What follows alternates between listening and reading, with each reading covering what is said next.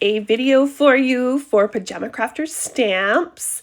I'm excited about this one because I love making these backgrounds. So today we are going to use this cute Don't Be Coy stamp set.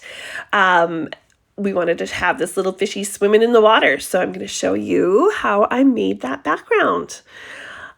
Just showing you here the finished card in real time. Hopefully you can see some of the layers and texture there and the shine and gloss. And then we've got here our stamp set. Isn't this one sweet? I love the little fishes. And then of course there's some fun little punny sentiments as well. So we're going to start today making our background. So first of all, I cut a 3.5 by 4.75 piece of white cardstock. And our background's going to be in phases here because we're going to have to let things dry. So I'm just using a texture paste. Sorry about that. And I chose to use hearts this time, but you can use anything that kind of is going to look like bubbles, right? Or water. Honestly, it won't matter. It's just, I kind of wanted an all over texture. I've done this with circles. I've done this with, I don't even know. Honestly, it doesn't matter. Just whatever stencil you have that has lots of little bits on it, if that makes any sense. Okay, so I set that aside and letting it dry. While it's drying, we're going to color our little fishy. So I'm just stamping it here.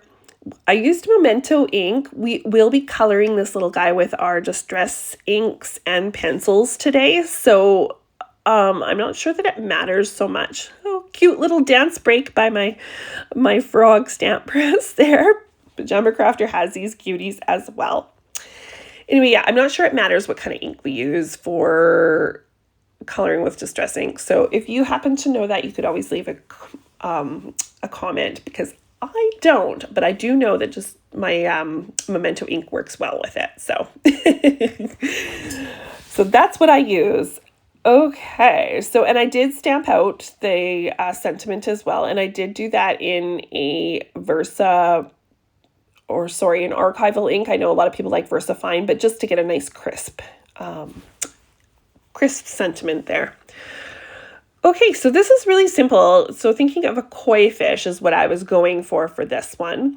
I was thinking white, orange or goldy color, and black. And so I just took my tiny little Distress inkers or blending brushes, I guess, and just using a dabbing and a tapping, I was able to go in and put the color where I wanted it. And I've got a piece of scrap paper off to the side there. You can dab off some of the color and go in a bit more faded looking. You can also just use a heavier hand or a lighter hand to control your color intensity, I guess is the right word.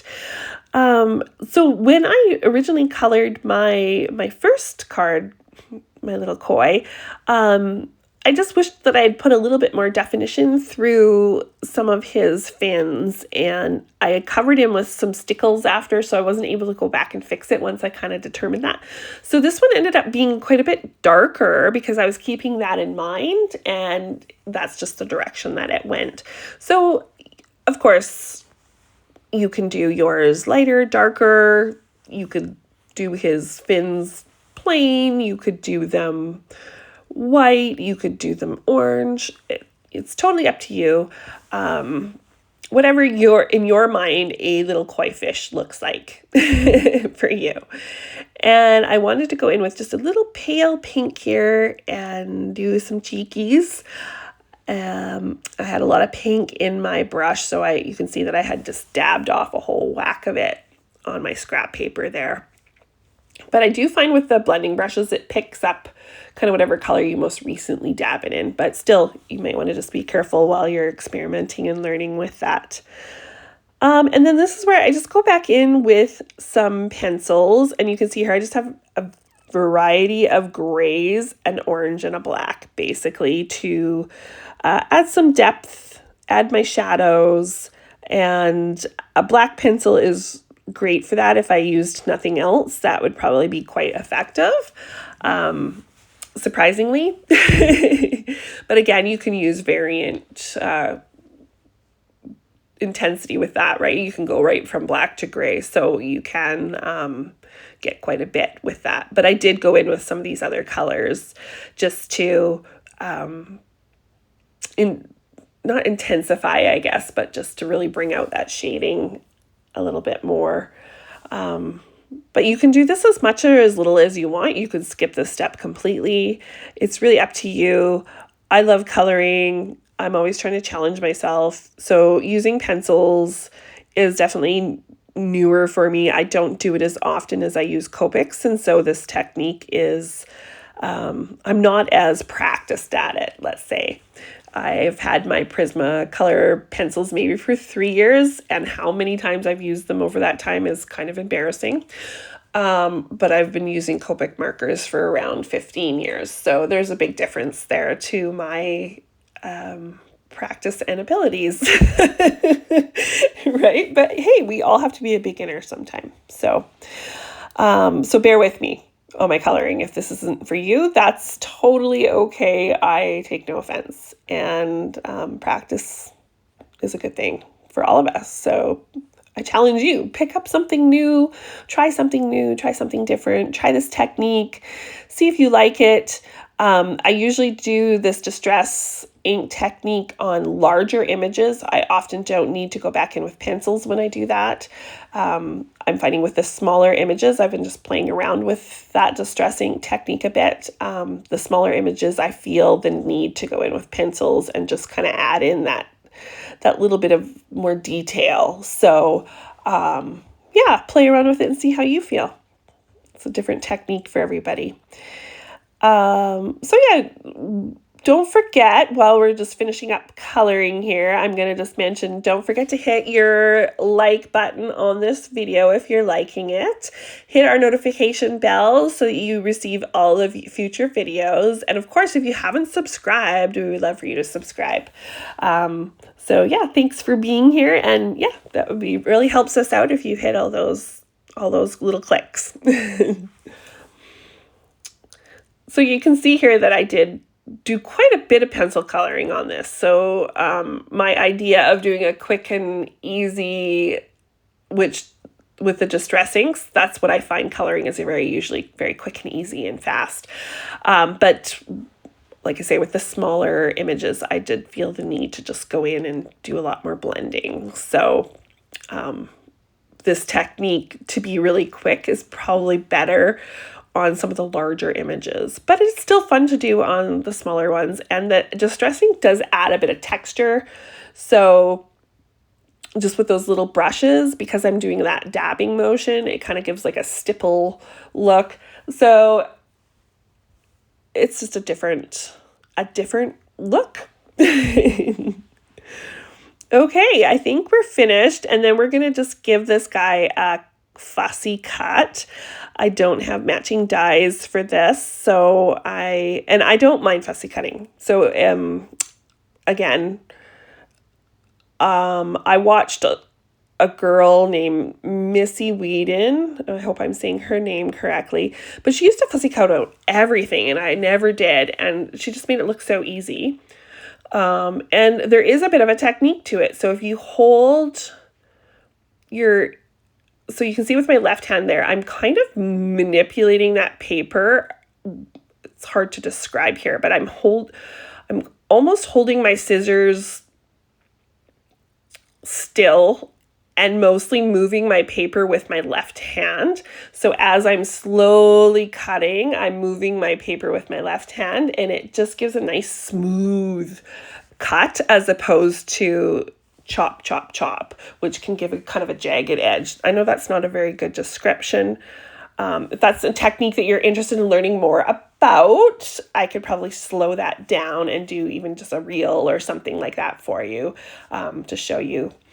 And then I also did fussy cut out my sentiment because I want to be able to see as much as this fun background that we're doing as possible. So I didn't want to cover up too much. So If you're going to do all that work, sometimes it's nice to be seen. And as per usual, it's very rare that I have an image that doesn't have some sort of glossy accents or stickles or both on it. So when you have big eyes like this, it just, to me, screams to get a little glossy accent so you get that little shine on the eyeball. And then for this guy here, I chose to do his fins with a little bit of stickles. This is a new color for me. This is the unicorn color. It's very similar to the Stardust. I would say Stardust is a little bit more silvery and the unicorn is a little bit more gold in tone. But otherwise, they're very similar. They still have that iridescency color that kind of goes with everything. So both of those would probably be my go-tos at this point.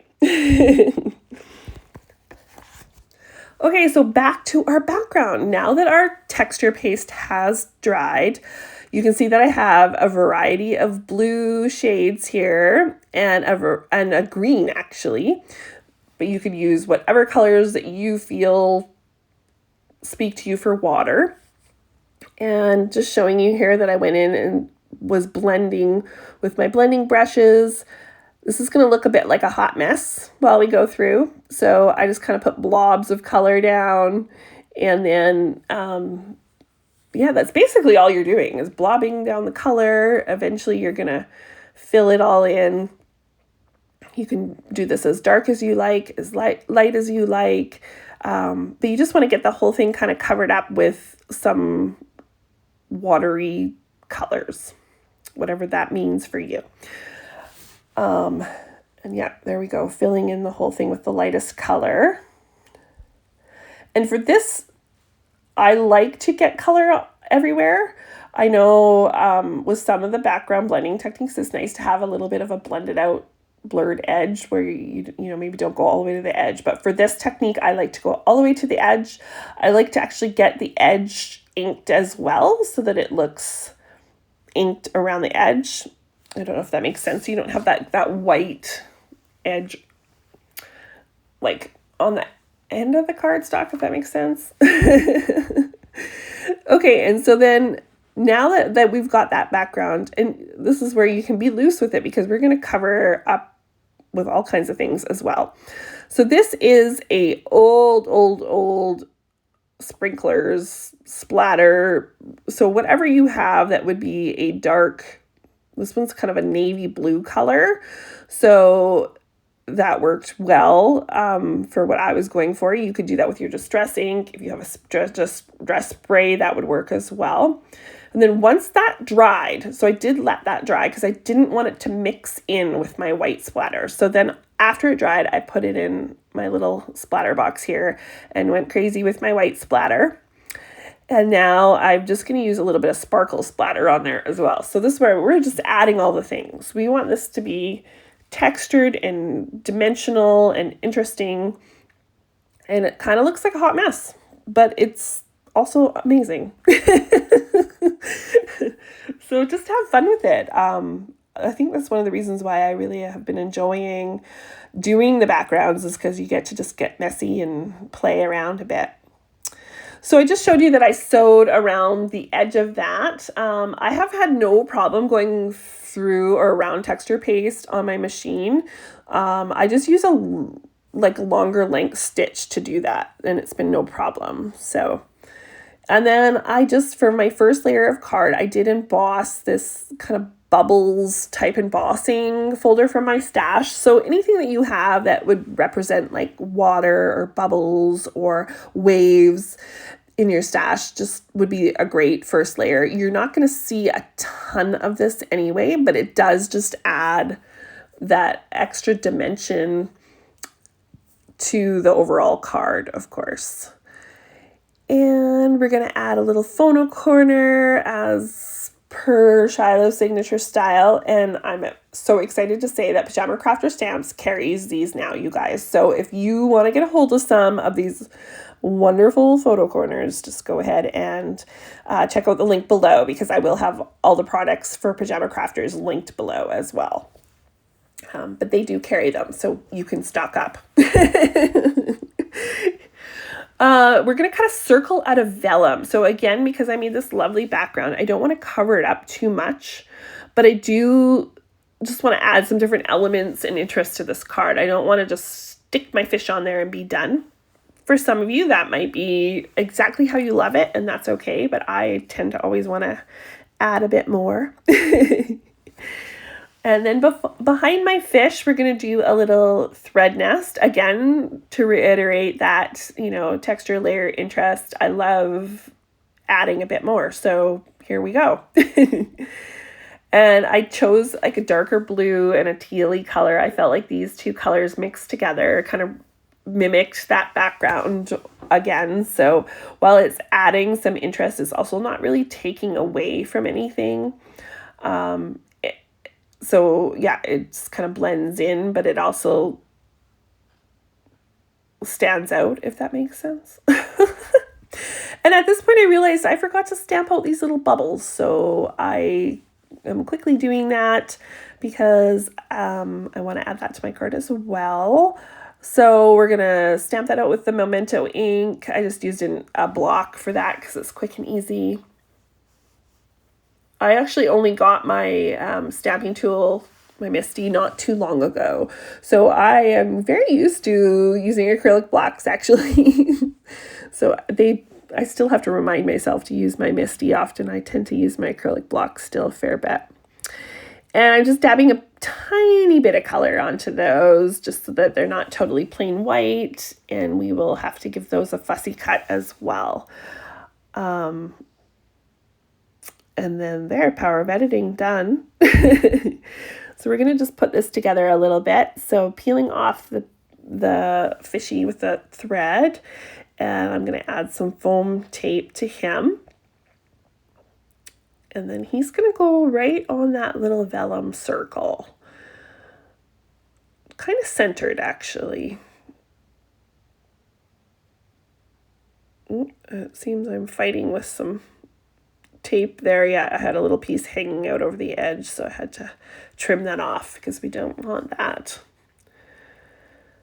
Okay, and then I'm also going to add another layer of dimension behind that vellum. I'm not a one layer card person.